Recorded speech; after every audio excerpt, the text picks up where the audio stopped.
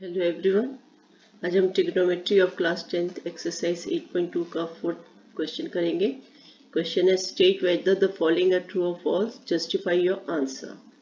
First question है इसका, sine A plus B is equal to sine A plus B. हमें बताना है कि ये ट्रू है या फॉल्स है।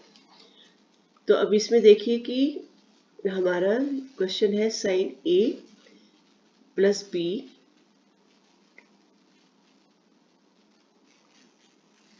sin A plus B is equal to sin A plus sin B। अब हम यहाँ पे मान लेते हैं कि let A is 30 degree and B भी 30 डिग्री है। तो ये कितना हो जाएगा, यहाँ पर लेफ्ट में कितना हो जाएगा, ये साइन 60 डिग्री और राइट में कितना हो जाएगा, sine 30 degree plus sine 30 degree. तो ये कितना हो जाएगा हमारा, साइन 60 हमें मालूम है कितना होता है, साइन 60 इज √3/2 और यहाँ पे कितना है, साइन 30 1/2 प्लस 1/2। तो ये कितना हो जाएगा, एलसीएम लेंगे 2/2 1। तो इसका मतलब क्या है, √3/2 इज नॉट इक्वल टू 1। तो ये हमारा आंसर क्या आएगा, फॉल्स। क्योंकि हर किसी एंगल के साथ वो इक्वल हो सकता है पर हर एक के साथ नहीं होता है। तो जैसे यहाँ पे हमने दिखाया, तो इसका मतलब ये आंसर इज फॉल्स। ठीक, अब हम सेकंड वाला करेंगे। सेकंड है the value of sine theta increases as theta increases. तो हमने ट्रिग्नोमेट्रिक उसमें टेबल में पढ़ा है, तो यहाँ पे फिर दोबारा से उसको एक बार रिवाइज कर लेते हैं। 0 डिग्री यहाँ पर लिखेंगे, यहाँ पे हो जाएगा हमारा 30 डिग्री और ये हो जाएगा 45 डिग्री, 60 डिग्री एंड 90 डिग्री। तो ये क्या है, हमारा थीटा है। और हम साइन थीटा हम जब लिखते हैं, साइन यानी साइन थीटा हो जाएगा।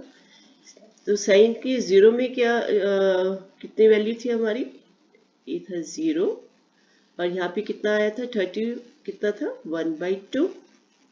ये कैसे किया था हमें हमने पहले बताया हुआ है, 0/4 1/4 2/4 3/4 एंड 4/4। इस तरह से हमने बताया था याद करने के लिए, अगर भूल जाए तो यहाँ पे कितना आ गया 0, यहाँ पे कितना आ गया 1/2 और यहाँ से 2 और ये कट जाएंगे, यहाँ पे ये हो जाएगा 1 और ये हो जाएगा 2। तो ये आ जाएगा 1/√2 और ये हो जाएगा √3/2 और ये हो गया 1। तो आप देख रहे हैं कि 0 थीटा जब 0 से इंक्रीज कर रहा है, 0 से 30 जैसे इंक्रीज क्या होगा, 0 30 45 60 ये इंक्रीज हो रहा है। तो यहाँ पे इसकी वैल्यू भी इंक्रीज हो रही है। तो इसका क्या मतलब है, यहाँ पे हमने पूछा है the value of sine theta increases as theta increases. तो ये हमारा आंसर क्या है होगा, ट्रू, क्योंकि वो वैल्यू इंक्रीज ही कर रही है। ठीक है, और नेक्स्ट क्वेश्चन पे आते हैं, third, the value of cos theta, the value of cos theta increases as theta increases। फिर यहाँ पे हम फिर वैसे ही टेबल से बना लेते हैं।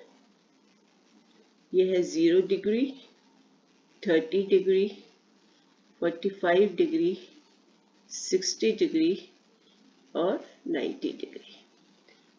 तो वैसे ही यहाँ पे कैसे था हमारा, पहले साइन थीटा, हमारा साइन का ये रिवर्स होता है।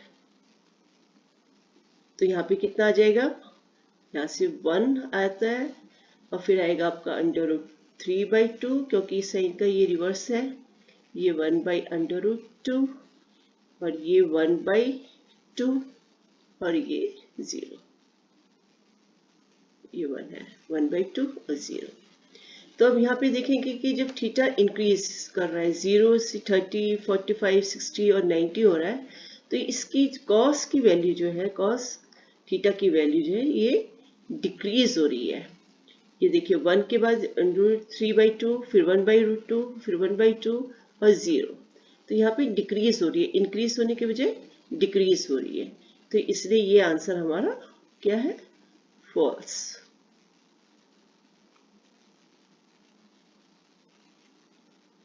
ठीक है, अब नेक्स्ट क्वेश्चन पे आते हैं।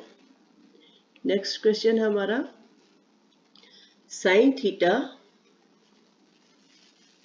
Theta is equal to cos theta for all values of theta. तो इसमें क्या होगा, ये हमारा क्या है आंसर, फॉल्स है।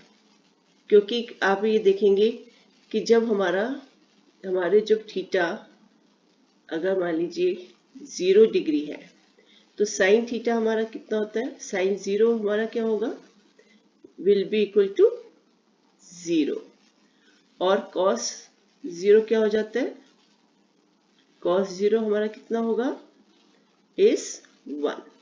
तो इसका मतलब sine theta is not equal to cos theta for all values of theta. ये इनकी अलग अलग वैल्यूज आती हैं, जिसमें साइन 0 0 है, कॉस 0 1 है। साइन 30 कितना होगा, 1/2, कॉस 30 कितना होगा, √3/2। तो इसलिए ये हमारा आंसर फॉल्स है। ठीक है, अब हमारा आते हैं हम लास्ट क्वेश्चन पर, दैट फिफ्थ वाला हमारा क्या क्वेश्चन है, cot A is not defined for A is equal to 0 degree. ये बिल्कुल सही है, ये ट्रू है, क्योंकि कहाँ 0 डिग्री पर cos, ये है हमारा ट्रू आंसर, ट्रू है, क्योंकि 0 डिग्री पे हमारा क्या है, नॉट डिफाइंड। 0 डिग्री पे क्या है,